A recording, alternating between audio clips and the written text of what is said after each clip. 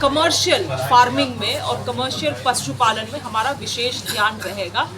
और आप जैसे हम लोग सुनते हैं ये कॉन्सेप्ट है एंटरप्रेन्योर का कॉन्सेप्ट, उसी तरह से क्यों ना हम लोग एग्रीप्रेन्योर में भी ध्यान दें, ताकि आप मान के चलिए जैसे मैं हूँ, आप हैं, जो युवा हैं जो अपना जॉब कर रहे हैं मगर साथ ही साथ खेती बाड़ी को भी एक करियर बना के एडिशनल इनकम करना चाहते हैं, उनको उनके लिए भी हम लोग कैसे व्यवस्था को डेवलप करें उसमें भी हमारा प्रयास रहेगा। तो ये प्रथम दृष्टि में मेरा एक विजन है। इसके अलावा 13 दिसंबर को विभाग के साथ एक विस्तार बैठक बुलाया गया है जिसमें सारे विंग्स रहेंगे, सभी अधिकारी रहेंगे। क्या चुनौतियां हैं, क्या बजट थे, कैसे उन बजट को खर्च की गई हैं, तमाम चीज़ों में चर्चा होने वाला है और उन चुनौतियों को कैसे हम लोग आने वाले 5 साल में टैकल करने वाले हैं, वो 5 ईयर विजन प्लान के साथ हम लोग आगे बढ़ेंगे।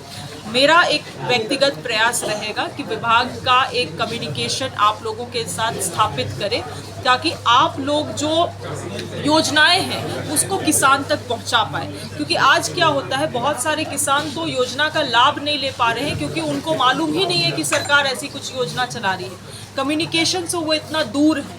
इसीलिए आप लोगों से भी मेरा निवेदन है कि इस विभाग को खास ध्यान आप लोग भी अपने तरफ से दें और जो इस विभाग की निकली हुई जितनी भी योजना है उसको आम जन तक पहुंचाने में हमारी मदद करें। तो बहुत सक्सेसफुल किए हुए हैं मगर हमारे तरफ से एक बहुत यथक प्रयास नहीं हुआ है कि हमारे किसानों को एफपीओज में जोड़ा जा सके। एफपीओज रहती हैं, फार्मर प्रोड्यूसर ऑर्गेनाइजेशंस रहता है, तो किसानों का बार्गेनिंग पावर भी बढ़ता है मार्केट में। नहीं तो क्या होता है, कुछ केवल एक बुरा मिर्चा लेकर आ रहा है उसको उसी तरह से बेचना पड़ रहा है। इनका कम्युनिटी ऑर्गेनाइजेशन अगर रहेगा, एफपीओज रहेगा, तो किसानों की बार्गेनिंग पावर बढ़ेगी। तो इसीलिए एफपीओज में हमारा खास ध्यान रहेगा। इसके अलावा जो दूसरी कैटेगरी, ब्रॉड कैटेगरी है, वो किसानों को जो डायरेक्ट लाभ देना है, चाहे वो सिंचाई की बात कहे या जो केसीसी, हाल फिलहाल में आप लोगों ने देखा होगा हमारी ही सरकार ने 2 लाख केसीसी ऋण माफ़ी योजना लाया।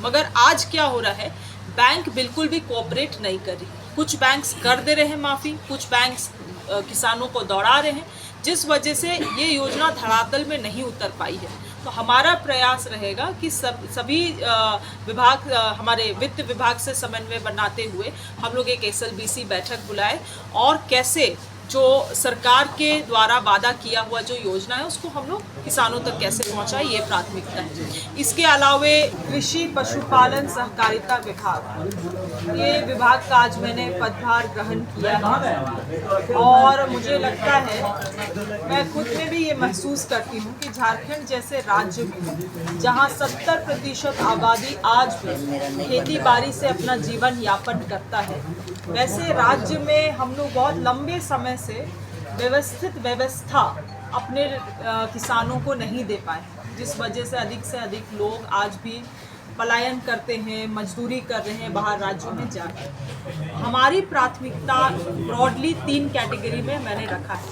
पहला, जो पूरा जो सिस्टम है उसको पहले कैसे सिस्टमाइज्ड किया जाए, जिसको मैं कह रही हूँ कि व्यवस्था को कैसे व्यवस्थित किया जाए। चाहे वो प्राइस डेफिनेशन की बात करें, आज किसानों को सबसे ज़्यादा सामना करना पड़ रहा है तो वो बिचौलियों का।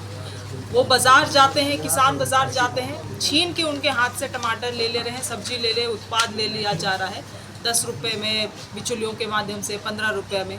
एक सरकार को हमारे तरफ से हमें प्राइस डिफाइन करने की ज़रूरत है ताकि वो मैकेनिज़्म के माध्यम से सही प्राइस हमारे किसानों को मिल सके। कोल्ड स्टोरेज, हाल फिलहाल में आपने आलू क्राइसिस देखा और वो आज भी चल रहा है हमारे झारखंड में। इन क्राइसिस का जो समाधान है कोल्ड स्टोरेजेस की क्या व्यवस्था है, कैसे उसको हम लोग और दुरुस्त कर सकते हैं, कौन से फंक्शनल्स नहीं हैं, कौन से नॉन फंक्शनल है, ऐसी तमाम चीज़ों को देखते और उसको दुरुस्त करते हुए एक सप्लाई चेन को भी डेवलप करने की आवश्यकता है।